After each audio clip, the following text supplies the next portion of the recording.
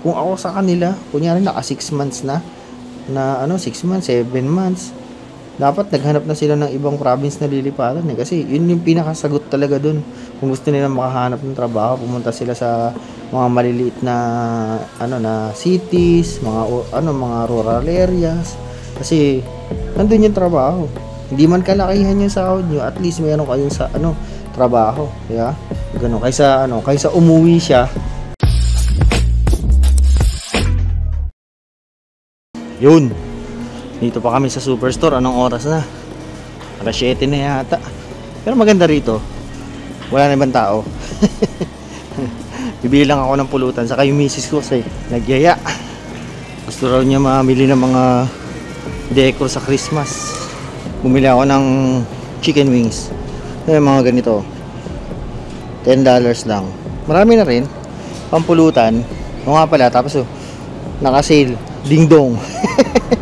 Baka gusto niya ng ding dong, Ding dong at Indomie, syempre. Puntahan natin yung misis ko dun. Naghahanap ng mga pang decor niya sa Ang team niya raw last year, ang team niya mga puro white lang, ganyan. White Christmas, ngayon daw i-buy niya. Ako, ganado At di niya pa napagdidesisyonan kung white ba ay fresh na Christmas tree o yung Christmas tree na peke. Saka na rin, makapal na yung snow, kaya nakapang na ako, makapal na jacket na. Hindi na kaya ng ordinaryong jacket.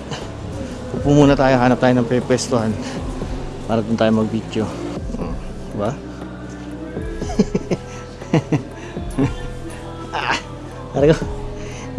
Dito tambayan ko pagka nag-grocery yung misis ko. Nag-ML lang ako rito sa gilid na to. Sa may pharmacy banda. Sarado yung pharmacy. Tayo dito. Relax lang. Matagal mag-grocery kaya Pero yan, gusto niya raw bilhin yung fresh. Yung fresh na na puno. Sabi ko kasi sa kanya, mas mura naman yung fresh na puno, mas mura. Kasi lang magkano? 52? 52 lang. Magkano yung mga Christmas tree na peke? Yung gusto niya nasa 200 plus Meron naman mga mura. Kaya lang yung mga ordinaryo lang na Christmas tree, mga nabibili mo rin sa Pilipinas, ganun yung parang maninipis. Gusto niya makapal, yung parang akala mo totoo. Sabi, nakakatawa nga rito ito daddy, maganda parang totoo. Sabi ko, ba't gusto mo ng parang totoo? Pwede ka naman bumili ng totoo. Sabi niya, oo nga sabi niya. Ayoko dyan. Siya pinabayaan ko gusto niya maging Christmassy ang December sa bahay. So yun, nakasakto yun, maganda rin, maganda, masarap sa pang-amoy yung fresh na Christmas tree sa loob ng bahay. Saka iba yung feeling pagka parang may Christmas vibes na yung bahay niya. Nga pala, meron na naman pala akong meron ako nabasa sa isang group. Sila? Hindi ko alam kung bakit parang siya na parang naawa na raw siya sa sarili niya, sa asawa niya na isang taon na raw. Isipin mo, isang taon na raw wala pa rin silang trabaho. Ngayon binabasa ko yung yung kanyang sentimiento. Meron naman daw siyang experience sa Pilipinas. Dalawa naman daw sila ng asawa niya na meron experience sa Pilipinas. Kaya lang ang problema nga, pagdating dito wala pa rin sila makuha ang trabaho. Nasaan to? Nasa BC, British Columbia. Talaga namang mahirap. Marami akong nababasa dun sa group na yun na marami talagang walang trabaho.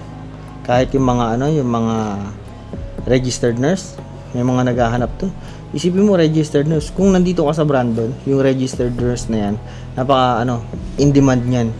Kasi ang marami dito, yung mga healthcare aid yan.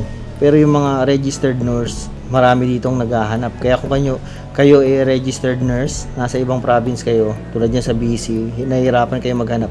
Lumipat muna kayo sa mga rural areas dito, tulad ng Brandon. Marami rito. Ako na nagsasabi kasi nakikita ko sa hiring Anyway, yun. Hindi ko alam kung anong experience niya sa Pilipinas, pero anong araw siya, hindi na naman daw siya namimili ng trabaho na kahit na nga lang daw na trabaho. Dalawa raw sila ng asawa niya. Hindi pa rin daw makakuha ng trabaho. Sabi, parang iniisip ko parang imposible kasi kung isang taon na kayo Tapos, hindi pa rin kayo makahanap ng trabaho. Ano to pala sila, permanent resident na sila. Landed as PR daw sila sa sa Canada. Ngayon, ang dami nagko-comment dun eh. Sabi ng iba, buti nga ikaw eh. PR ka na eh. Kami na natatawagan daw yun sila, yung mga nasa comment. Natatawagan kami pero hindi naman kami na-hire kasi nga hindi kami PR. Mas gusto ng mga employer PR. Kaya parang sinasabi na buti nga ikaw eh. PR ka eh. Parang pareho lang din yung nun. Di ba? Kasi PR ka nga, wala ka naman makuha ng trabaho. Sabi niya, hindi naman daw siya pihikan. Sabi nung yung sa story. Hindi naman daw siya pihikan. Kahit kahit dishwashing na lang, cleaner, wala raw talaga tumatawag sa kanya. Sabi, ang iniisip ko naman, kung kunyari, sinasabi niya nga na 1 year na silang walang trabaho, paano sila nagbabayad ng mga bills nila, yung mga ganyan, rent, pagkain, diba? Sabi niya, meron naman daw silang nakukuha sa meron naman daw silang savings, kaya lang yun nga, nauubos. Saka meron naman silang mga anak daw, may 2 anak, na dun nila kinukuha yung kanilang yung child support. Kasi malaking bagay din talaga yung CCB, lalo na pag wala kayong trabaho. Malaki nakukuha nyo pag wala kayong ganyan, wala kayong trabaho, malaki makukuha nun. Pero, iniisip nga nila, kahit ganun pa man, hindi pa rin daw kaya yung kasi mataas ang cost of living sa BC eh. Kaya, binabalak na lang daw nila, umuwi na lang daw. Sayang din daw kasi, yung business nila sa Pilipinas. Meron daw silang business. Iniwan daw nila para dito sa Canada.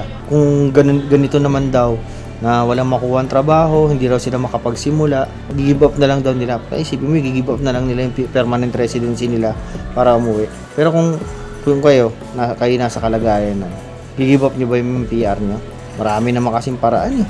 Hindi naman porket wala kayong makuha na trabaho dun sa lugar na yun. I-give up yun eh. Pwede naman kayo lumipat sa mga rural areas, sinasabi ko, di ba? Nagsayang lang kayo ng pera. Pumunta kayo, tapos hindi nyo naman ipupurso. Di ba? Dapat ipurso nyo na rin. Nandito na rin kayo. Kaya lang, yun daw yung parang napagdidesisyonan na nila. Na umuwi na nga lang.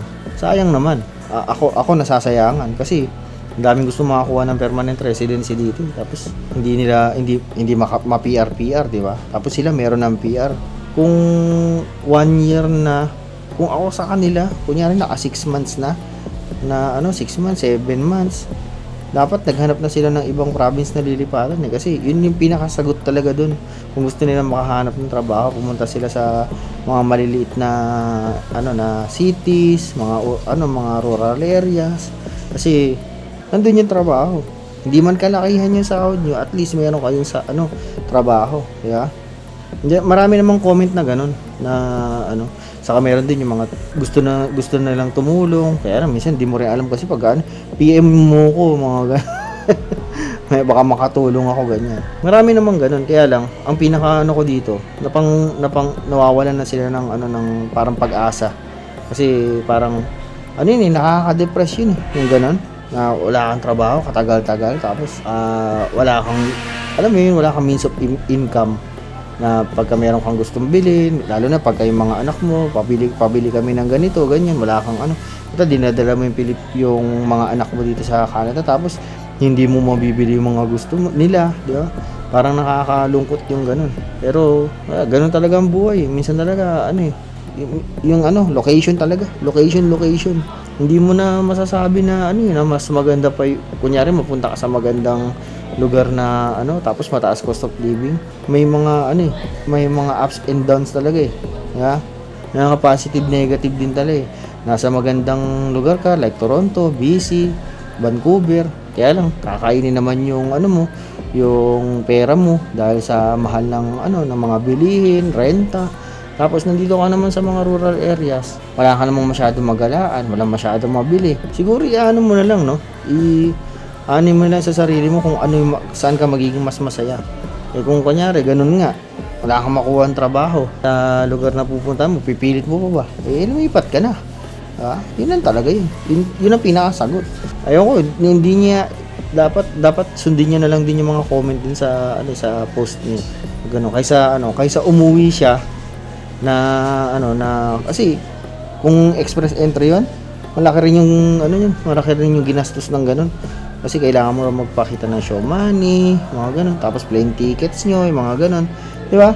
So, gumastos na rin naman kayo. Iniiwan nyo na rin naman yung nasa Pilipinas. Why not pursue it here? Mas maganda ang magiging future ng mga anak nyo kung nandito kayo sa Canada. Sa totoo lang. Maganda, hindi ko naman sabihin nyo, dinadaan ko na naman yung Pilipinas eh. Yung sa Pilipinas, maganda rin yung ng Pilipinas, yung educational system natin, lalo na sa mga private schools. Pero dito, maganda rito. Pag dito ka nakagraduate. Pero yun lang, minarites ko lang sa inyo. Wala na rin naman tayong ibang mga kwento eh. Hinihintay ko na yung asawa ko, hindi ko alam kung tapos na siya, pupunta ako na dun, baka tapos nang mamili, at baka baka malimutan, gusto ko mga teriyaki, mga Japanese na luto. Ako kasi ang cook sa bahay eh. Mga teriyaki, mga beef teriyaki, chicken teriyaki, yakitori, mga ganyan. Puro matatamis para kainin ng mga bata. Yan, tip ni Brandon Boy, kung ayaw kumain ng mga anak nyo, ganun mga iluto nyo. Sigurado kakainin ng mga anak nyo mga ganung luto, no? Sige na. At mahaba na tong video na to, no? Like, share, subscribe, alam nyo din. Sige na, paalam.